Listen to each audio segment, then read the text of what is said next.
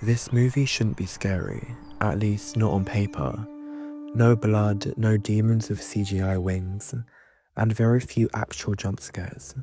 Yet, The Conjuring is one of the most terrifying modern horror films ever made. I think what we have here is something extremely manipulative.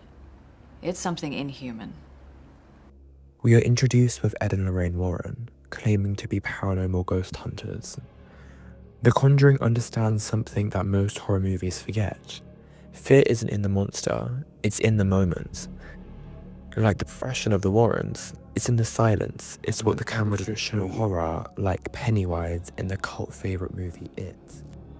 We begin in a fresh start in a new suburban home, in a new town right from the start.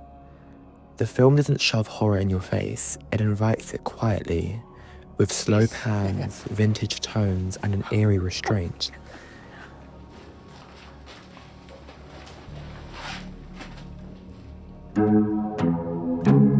What are we gonna do with all this stuff? Well, we probably ought to go through it. You know, there might be some antiques down here worth a lot of money. Yeah, or just a lot of junk the previous owner didn't want. This isn't just a ghost story, it's about the fear of the unknown, the uncanny, the unexplained in a 1970s Americana, religious dread and domestic anxiety. The Perron family's house wasn't just haunted, it was cinematographer John R. Leonetti uses negative space like a weapon.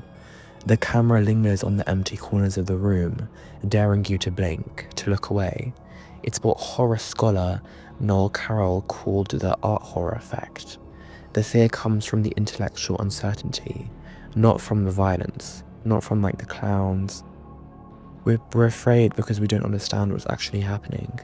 Some of us even creating beliefs in our head. That is the genius of James Wan. He slows the pacing down, letting you stew the dread.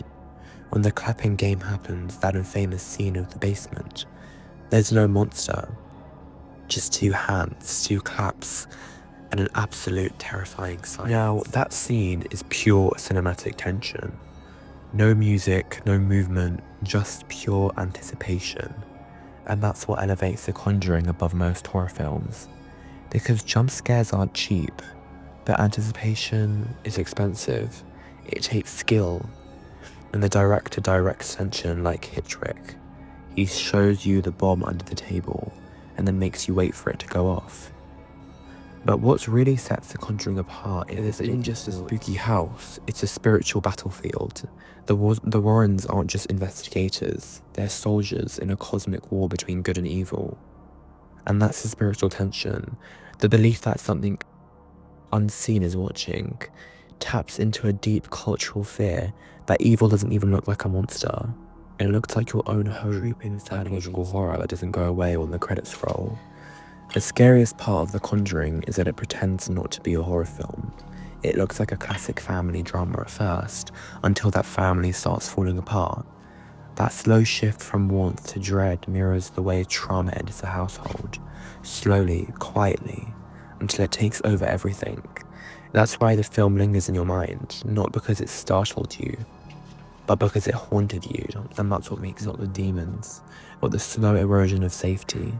The Conjuring is terrifying because it brings horror home, and it reminds you that sometimes the thing in the dark doesn't need to roar, it just needs to wait quietly behind you.